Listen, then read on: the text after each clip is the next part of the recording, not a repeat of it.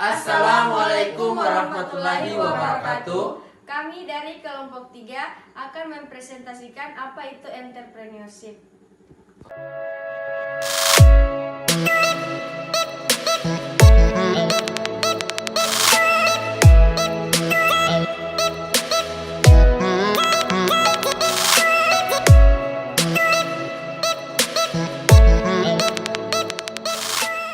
Assalamualaikum warahmatullahi wabarakatuh. Baiklah, pada kesempatan ini saya akan mempresentasikan tentang entrepreneur. Kata entrepreneur berasal dari bahasa Prancis entreprendre yang sudah dikenal sejak abad ke-17, yang berarti berusaha. Dalam hal bisnis, maksudnya adalah memulai sebuah bisnis. Sedangkan kamus Merriam-Webster menggambarkan definisi entrepreneur sebagai seseorang yang mengorganisir dan menanggung risiko sebuah bisnis atau usaha. Menurut Thomas W. Zingerer tahun 2008, entrepreneurship atau kewirausahaan adalah penerapan kreativitas dan keinovasian untuk memecahkan permasalahan dan upaya memanfaatkan peluang-peluang yang dihadapi orang setiap hari. Dan menurut Andrew J. Dabrin tahun 2008, entrepreneur adalah seseorang yang mendirikan dan menjalankan sebuah usaha yang inovatif. Kesimpulan dari entrepreneur yaitu, menurut pandangan para ahli, dapat disimpulkan bahwa entrepreneurship adalah kemampuan dalam berpikir kreatif dan berperilaku inovatif yang dijadikan sebagai dasar, sumber daya, tenaga penggerak, tujuan siasat, niat dan proses dalam menghadapi tantangan hidup. Berikutnya yaitu sejarah entrepreneurship. Entrepreneurship secara historis sudah dikenal sejak diperkenalkan oleh Richard Castillon pada tahun 1755 di luar negeri. Istilah entrepreneurship sendiri telah dikenal sejak abad ke-17, sedangkan di Indonesia istilah entrepreneurship baru dikenal pada akhir abad ke-20.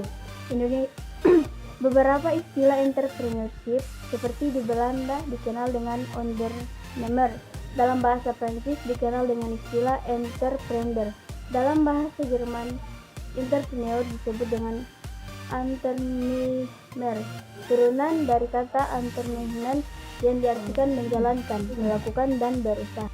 Pendidikan entrepreneurship mulai dirintis sejak tahun 1950-an di beberapa negara seperti Eropa, Amerika, dan Kanada. Bahkan sejak 1970-an banyak universitas yang mengajarkan entrepreneurship atau manajemen usaha kecil. Pada tahun 1980-an, hampir 500 sekolah di Amerika Serikat memberikan pendidikan entrepreneurship. Di Indonesia, entrepreneurship dipelajari baru terbatas pada beberapa sekolah atau perguruan tinggi tertentu saja.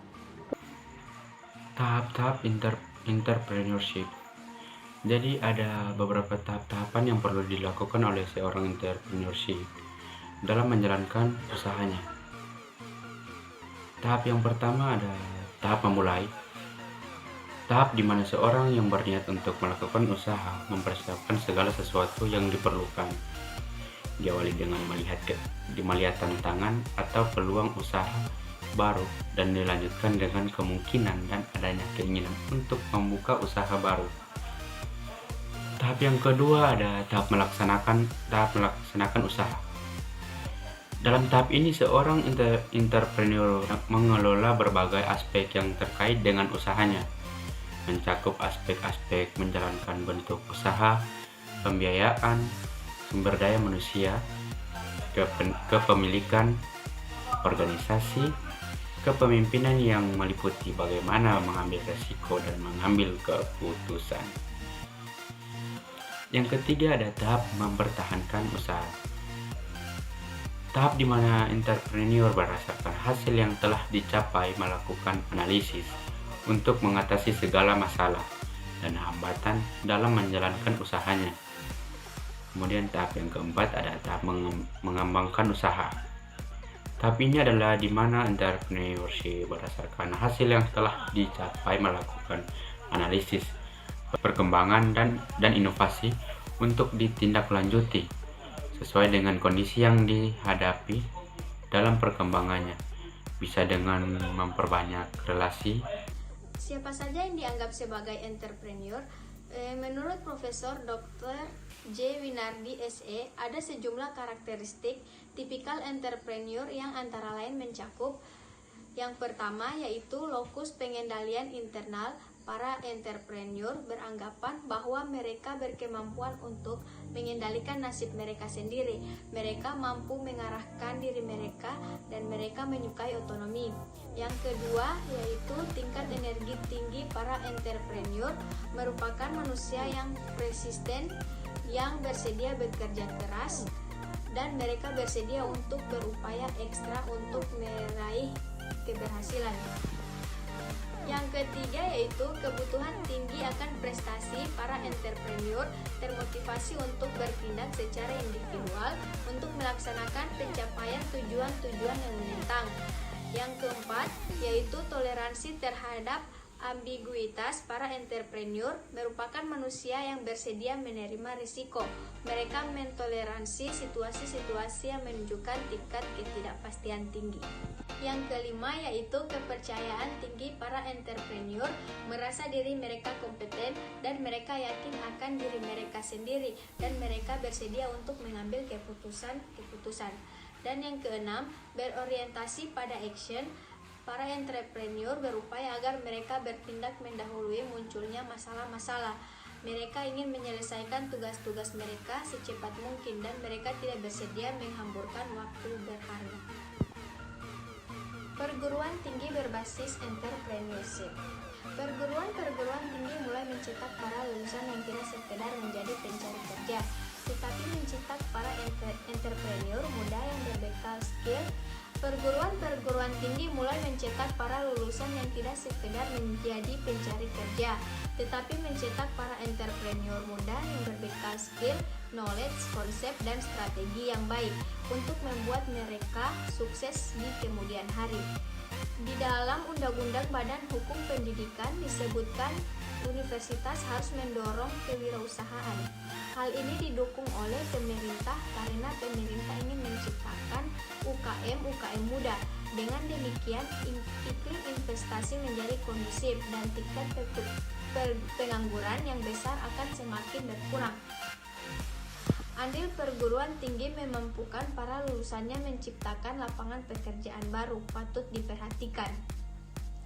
Seorang entrepreneur bisa berasal dari latar belakang pendidikan yang berbeda dari produk pekerjaan yang dihasilkannya, tetapi bila dihadapkan dalam masalah yang sama, seseorang yang mempunyai latar belakang pendidikan yang sama dengan apa yang dikerjakan dan dihasilkan akan mampu mengambil keputusan yang lebih baik berdasarkan apa yang dia pelajari dibandingkan dengan latar belakang pendidikan yang berbeda. Pengambilan keputusan bisa lebih baik karena didukung oleh ilmu pengetahuan akan pekerjaan yang telah dipelajari dan literatur yang telah dibaca, sehingga akan menciptakan pemahaman lebih baik akan pekerjaan atau produk yang dihasilkan sesuai dengan pengetahuan yang dimiliki. Faktor kegagalan dan keberhasilan entrepreneurship. Belum pernah terjadi bahwa ada seorang entrepreneur sukses yang belum mengalami kegagalan. Biasanya entrepreneur yang cerdas selalu bangkit dari setiap kegagalan yang dialaminya. Bila entrepreneur itu berhenti mencoba lagi, maka akan gagal dalam usaha. Kegagalan dan keberhasilan usaha seorang entrepreneur ditentukan oleh beberapa faktor antara lain: yang pertama, faktor pemasaran; kedua, faktor manusia; ketiga, faktor keuangan; keempat, faktor organisasi; kelima, faktor perencanaan; keenam, faktor lokasi atau pasar; ketujuh, faktor kreativitas; dan kedelapan, faktor lapangan. Faktor kegagalan dan keberhasilan usaha bukan hanya dilihat dari beberapa keras ia bekerja, tetapi seberapa cerdas ia melakukan dan merencanakan strateginya serta mewujudkannya. Entrepreneur yang cerdas akan selalu bangkit dari setiap kegagalan yang dialaminya. Baiklah, itulah presentasi dari kami. Sekian. Wassalamualaikum warahmatullahi wabarakatuh.